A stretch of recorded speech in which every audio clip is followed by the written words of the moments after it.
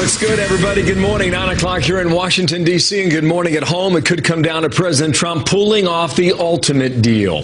There are clear divisions that remain inside the Republican ranks. Senate leaders forced to delay that health care vote until after the July 4th recess. So where does that debate stand this morning? As we say good morning, I'm Bill Hemmer, live in D.C., here in America's Newsroom. Shannon, how you doing? Good morning back there in New York. Good morning to you. Yeah, I'm Shannon Bream here in New York. Plenty of high-stakes negotiations ahead. After a frantic day yesterday, President Trump meeting with nearly all of the Republican senators in the White House, encouraging them to get this thing done, but to take their time if necessary.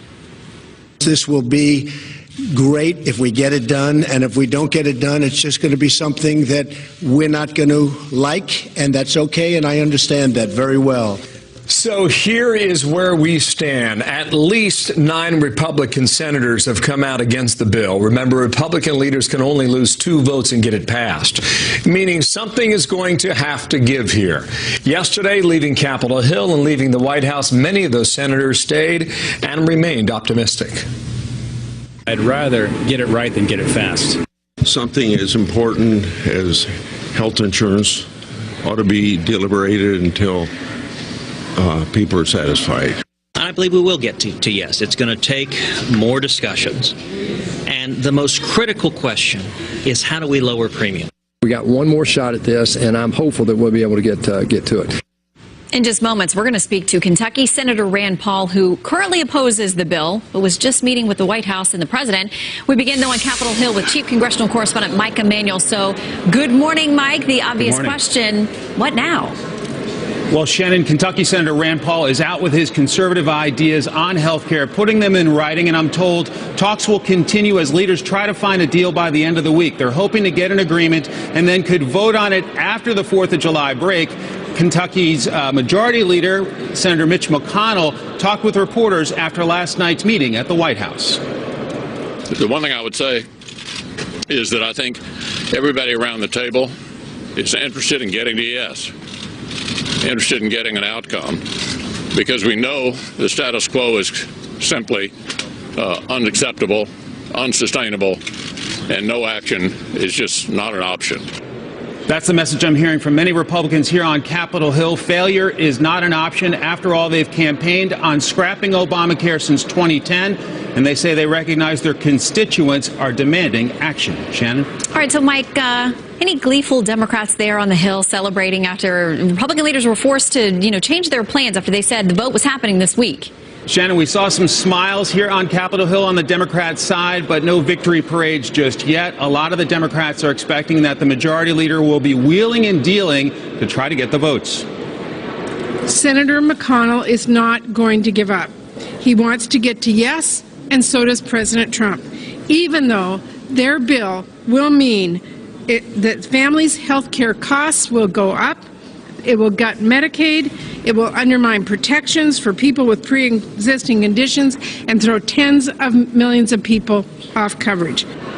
Maryland Democrat Senator Chris Van Hollen saying, quote, "It's not over until it's over, and it's not dead until it's dead." The fact that Senate Republicans have delayed the vote on their health care bill is welcome news, but it means we have to redouble our efforts to fight it over the July 4th holiday and beyond. That struggle for and against reforming the health insurance system continues today. Shannon? We know you're on it. All right, Mike Emanuel on Capitol Hill. Thank you very much. So the man of the hour still remains to be Mitch McConnell, saying there are only a couple of ways this ends. Here's more from the Majority Leader on option 1 and option 2. It'll be dealt with in one of 2 ways. Either Republicans will agree and change the status quo, or the markets will continue to collapse, and we'll have to sit down with Senator Schumer. And my suspicion is that any negotiation with the Democrats would include none of the reforms that we would like to make, both on the market side and the Medicaid side. So how then do they move forward? There is one idea today from the Kentucky Republican Senator Rand Paul, and they include the following: small businesses pulling resources and coverage, no bailouts for insurance companies, no mandate and no waiting period if the coverage lapses for any American. Rand Paul was a no vote before the meeting yesterday at the White House. He's with us live now from Capitol Hill. And Senator, good morning. to you. You met with the president as well yesterday, and I just rattled off a number of ideas that you have now for the Senate Majority Leader. Your colleague, in the literal sense, from the state of Kentucky, has he given you an audience on these ideas, Senator? We haven't heard from anyone in Senate leadership yet, but I did have a good meeting with the president. I think he's very open to making the bill better. And basically, the bill right now keeps Obamacare. We've given the moderates in our caucus lots of money to keep spending. They get to keep the Obamacare subsidies. They get to keep the Obamacare regulations. They get to create a new federal super fund for insurance company bailouts. So those are all things that big spending Republicans want. Now, if they want conservatives to be on board, they have to start talking about, you know what, we promised repeal. Why don't we make the bill look a little more like a repeal? Yeah, and you're pushing for that now, and I'm just trying to figure out how many are opposed. Yesterday, I think it was 6. Today, we listed 9. I don't know, maybe as many as 12 Republican senators. What's your number? At least that. But I think what we need to do is pare back. We're trying to say we're going to do too much. Everybody says we're going to fix health care. Well, guess what? Health care was broken before Obamacare. It got worse with Obamacare. There are so many problems in health care. Obamacare death spiral is so desperate. I don't know that we're going to immediately be able to fix it. So what we ought to do is let's repeal the worst parts of Obamacare. And I'm not against working with Democrats, but no Democrat will vote to repeal any taxes or any regulations. So let's repeal that. Let's narrow the focus, but let's don't create some big new superstructure of the federal government involvement. If that's going to happen, work over 6 months in committee. If that includes Democrats, let's do that, and conservatives will probably oppose it. But for the repeal bill, let's make it more a repeal bill, and then let's move on and continue to study the issue and see if we can fix health care. You mentioned your meeting with the president from yesterday. I want to play 2 sound bites, okay? First from Susan Collins, your Republican colleague from Maine. She said this yesterday afternoon on the Hill. This president is the first president in our history who has had neither political nor military experience, and thus it has been a challenge to him to learn how to interact with Congress and how to push his agenda forward. Now, I know you said you had a good meeting yesterday. What do you think of that comment about him learning as we go?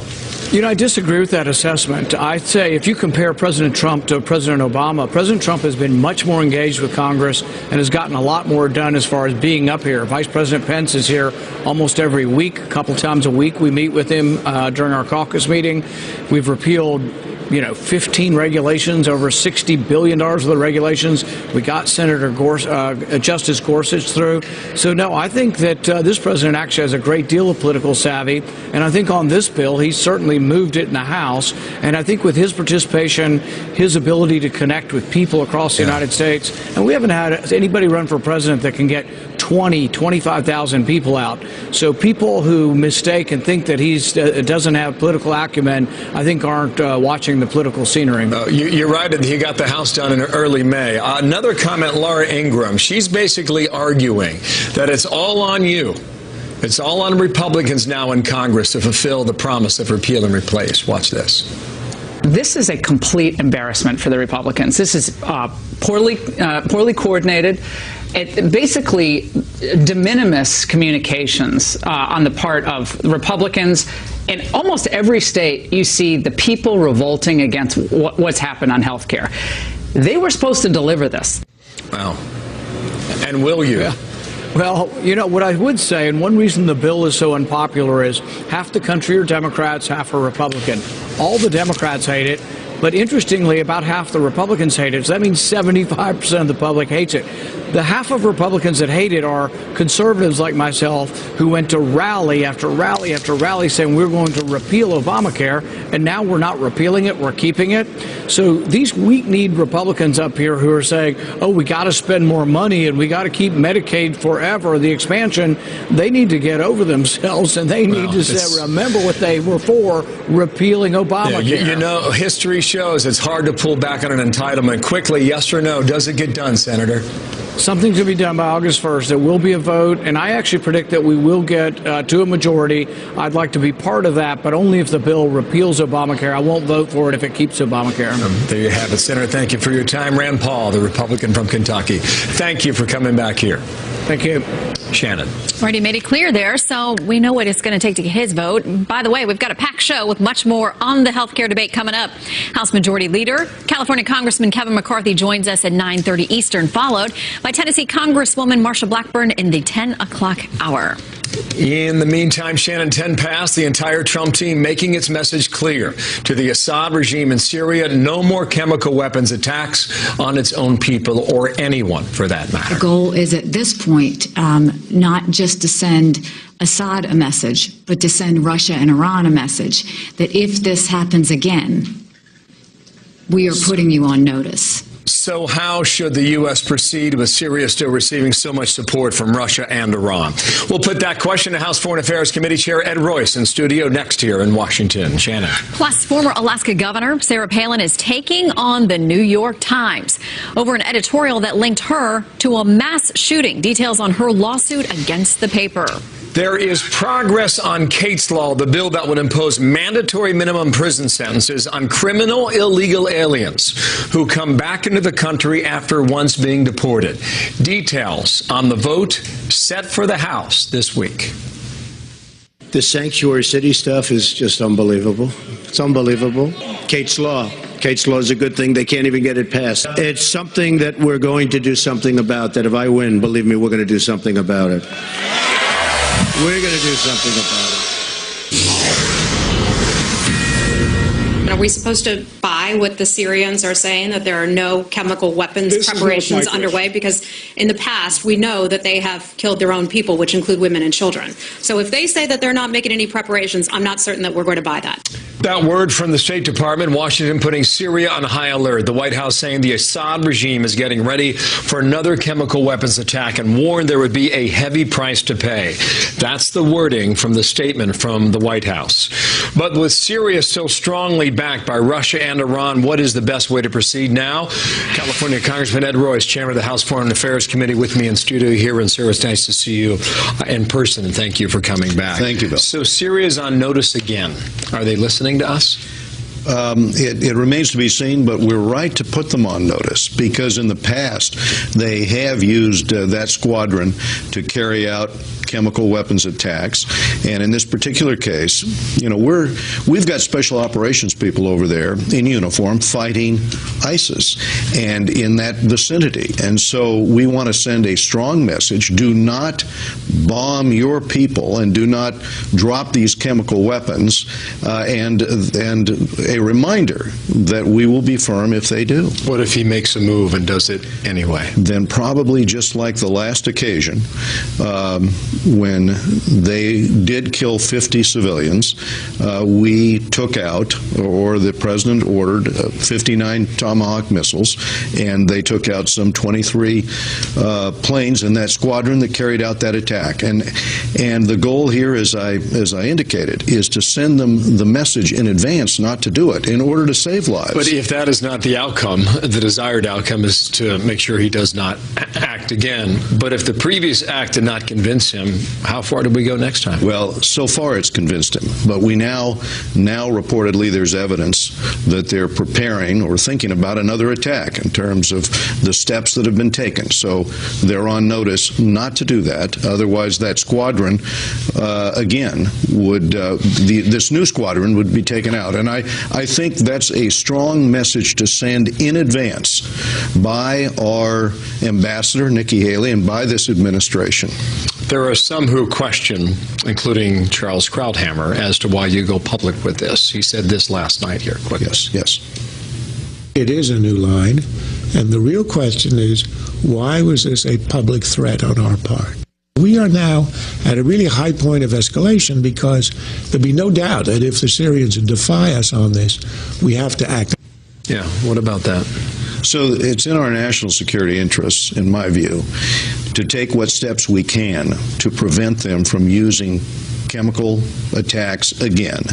And once more, the one thing the administration is cognizant of is we're in that theater with some special operations people taking down ISIS, something we have to do because ISIS has been carrying out attacks around the world. Yeah. So the sooner they're taken out, the better. In the middle of this, we have Assad once again toying with the idea of dropping chemical weapons. I don't know another alternative other than putting him on notice that if he does it, his capacity to do it again will be taken out in terms of another squadron removed from the field. In the meantime, you mentioned Russia and you mentioned Iran with Tehran and Moscow, and there's so many influences in that country today. There's a bill in the House right now that wants to tighten the sanctions on Russia and Iran. Why is that not getting done if this Congress is truly serious? Well, now that the Senate has some time on its hands, it should fix the constitutional problem in the bill. As you know, less than a week ago, this solution was suggested by the Ways and Means Committee.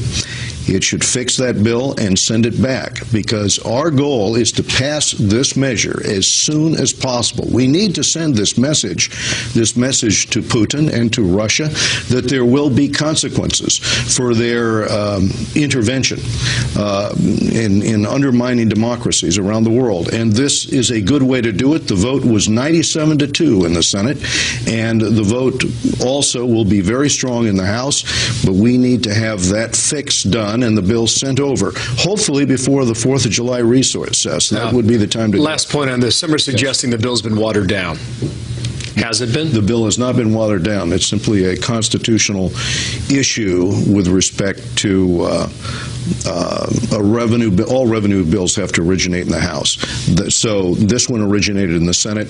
This issue was raised by the parliamentarian. That's an easy thing for the Senate to fix. They need to fix it now and send it back to the House. I understand the point you're making. Okay, sir, thank you so much. Thanks, Chairman Ed Royce here in studio. Thank you. Thank you. 20 past the hour now. Shannon. Well, Bill, the fight to crush ISIS now expanding beyond Iraq and Syria, where the terrorists have another country under siege. We're going to tell you where and what the U.S. is doing to help. Plus, this. They were trying to make the best judgments they could on behalf of the American people. Hillary Clinton's former campaign chief now defending former President Obama over claims he failed to act on Russian hacking investigations months before the election. President Trump's legal team, Jay Sekulow, his attorney, is here. But first, here's Newt Gingrich. Why would they keep it secret from the American people for 5 months? And frankly, the things they did to retaliate were pathetically weak, which was, of course, the Obama model in foreign policy.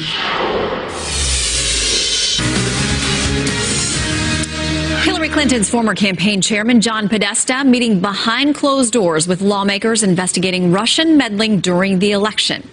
Afterwards, he came out and defended former President Obama about how he handled the information he had about Russian interference. I think the president and the entire administration were dealing with an unprecedented incidence of the weaponization of the fruits of Russian cyber activity, and I think they were trying to make the best judgments they could on behalf of the American people. Earlier this morning, I spoke with Jay Sekulow, a member of the president's legal team. Listen. Joining us now, Jay Sekulow, Chief Counsel for the American Center for Law and Justice. Jay, we want to talk to you about what you just heard there from John Podesta, him saying that the last administration did the best they could with deciding what information to release about Russia when they knew it. Your reaction?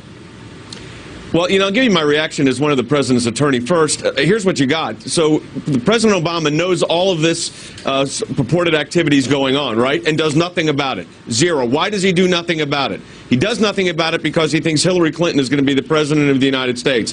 Surprise, the president is now Donald Trump. So now we have a special counsel investigating the so-called Russian probe and the Russian hijacking of the election and the Russian hacking into the election, when we know the administration previously had all the information and did nothing about it.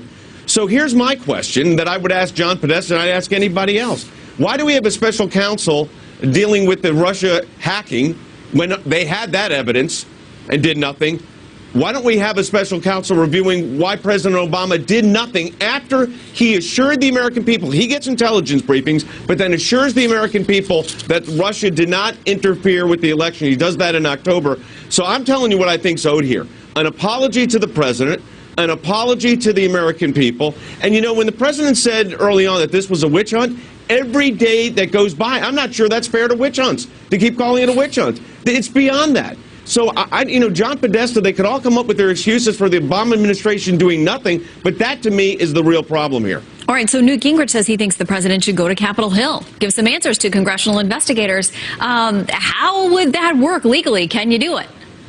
Well, sure, the president, former president of the United States can be called to testify before the United States Congress, and I'd like to hear that explanation. I mean, what has happened now? There's been this media frenzy on the so-called Russia colluding, right? With no evidence from any intelligence officers, senators saying there's no smoking gun. My goodness, some of the other cable networks are saying they acknowledge there's nothing there.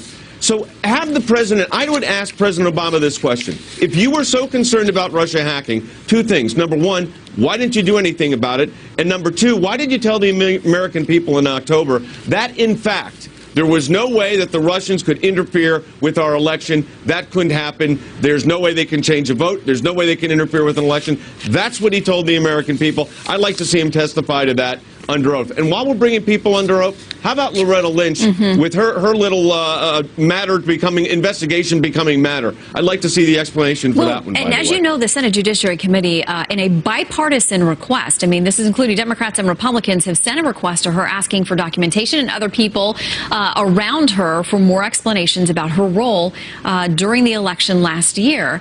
One lawmaker telling me if they don't get it, they may subpoena her. So how do you see that playing out? Well, I think the Oversight Committee, there's a lot of things that should be being looked at right now. I mean, this whole process that we've now engaged in with the special counsel, with the multiple investigations, now look at where we are 11 months later. What do we know for sure?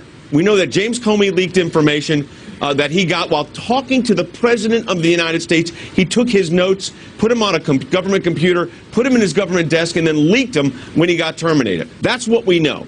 We know also that there is no evidence right now, nothing on Russia collusion with the Trump campaign. Zero.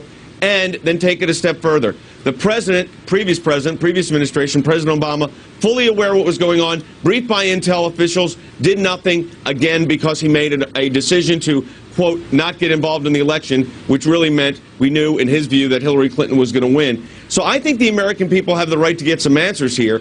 And I think what really, I'll tell you what's in my view, is the real problem. We're spending all of this time, all of this money, all of this effort, which is not helpful to the country.